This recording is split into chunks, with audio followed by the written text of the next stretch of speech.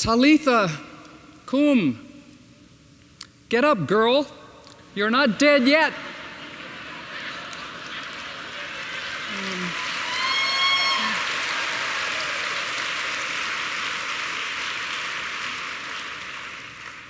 Jesus might just as well be speaking to this church.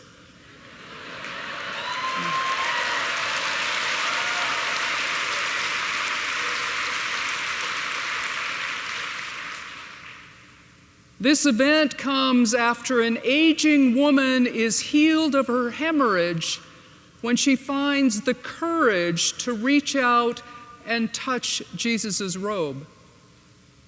Can we hear these remarkable healing stories as speaking to the body of Christ, often called Mother Church? The story's told twice to drive home the point. If we don't understand the child's healing, perhaps we will recognize the woman made whole. We have lived too long like that shamed and bleeding woman. She's had to endure finger waggers blaming her for her own illness. Anger and anxiety over membership loss in this church has frequently prompted finger waggers to use that image of unstoppable hemorrhage. And it's been going on for almost exactly 12 years.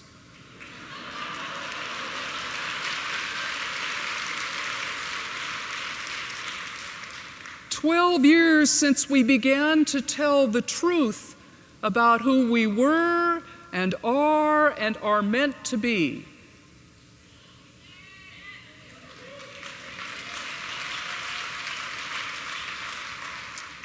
We have consulted plenty of ecclesiastical doctors without much relief.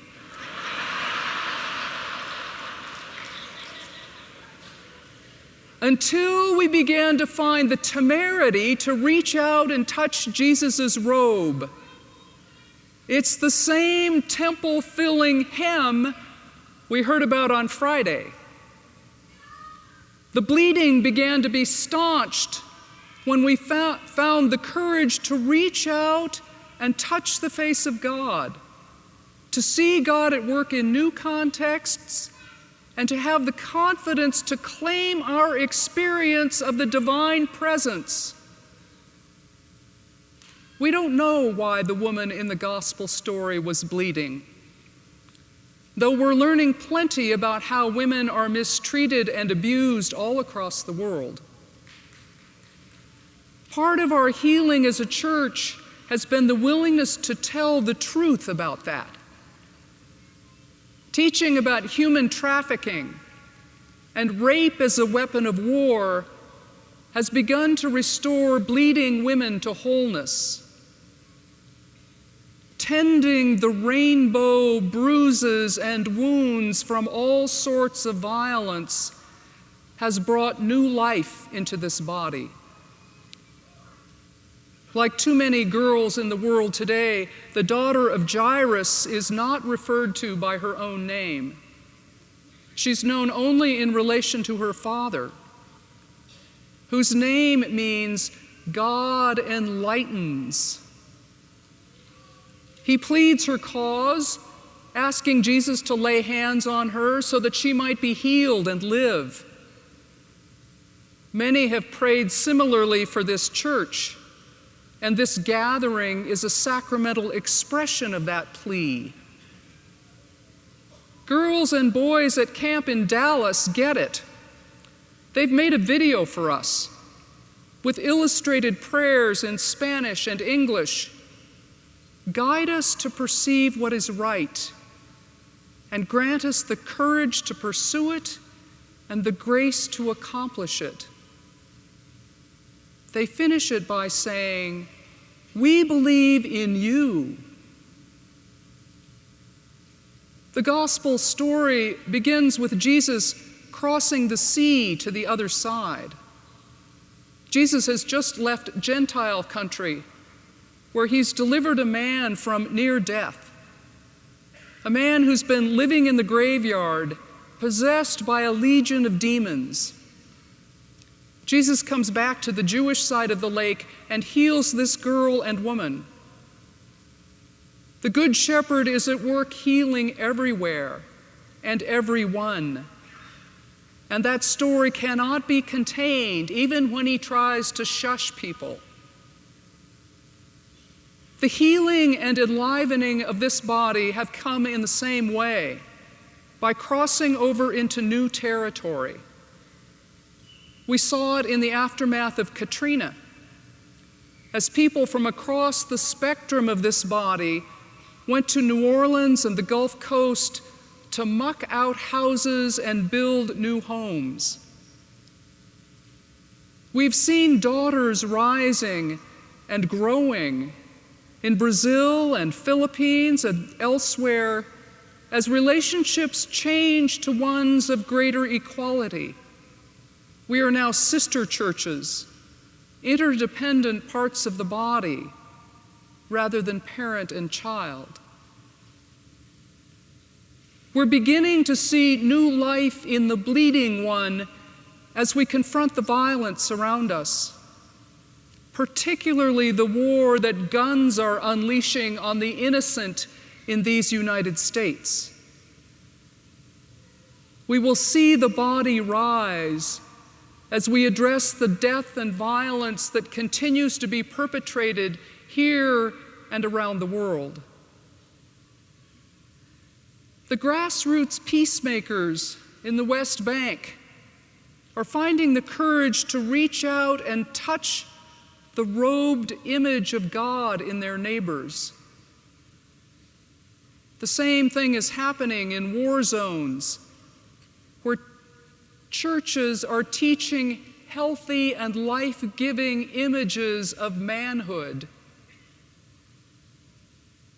Like the unnamed daughter and the shunned and bleeding woman, this church will find new life by crossing old boundaries and exploring new territories. It may be in small rural congregations that discover the Spirit already at work around them, like St. James and Cathlamet, Washington, who's been supporting the life and healing of children, youth, parents, and domestic violence victims for 30 years. Their 25 members have leveraged their gifts to touch most of the households in their county. St. James in Cannonball, North Dakota, is rising from the ashes of arson to continue their hope-giving ministry with youth on the Standing Rock Reservation. The Heimkehr ministry of Christ the King in Frankfurt serves deported German Americans by bringing hope for new life out of the loss of home and country. The spectrum of healing is as wide as the wounding. Rainbow Village in the Diocese of Atlanta just received a large United Thank Offering grant to continue its exceedingly successful ministry with homeless families and children. The United Thank Offering is 125 years old. But simply reading the list of grants made at this convention will give you a sense of how the life of this old girl is being revived.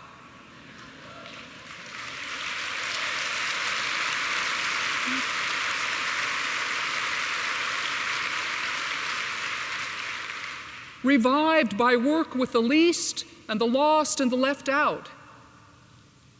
The number of lives touched by UTO's work tells us that the ministry of that venerable dame is surprisingly fertile.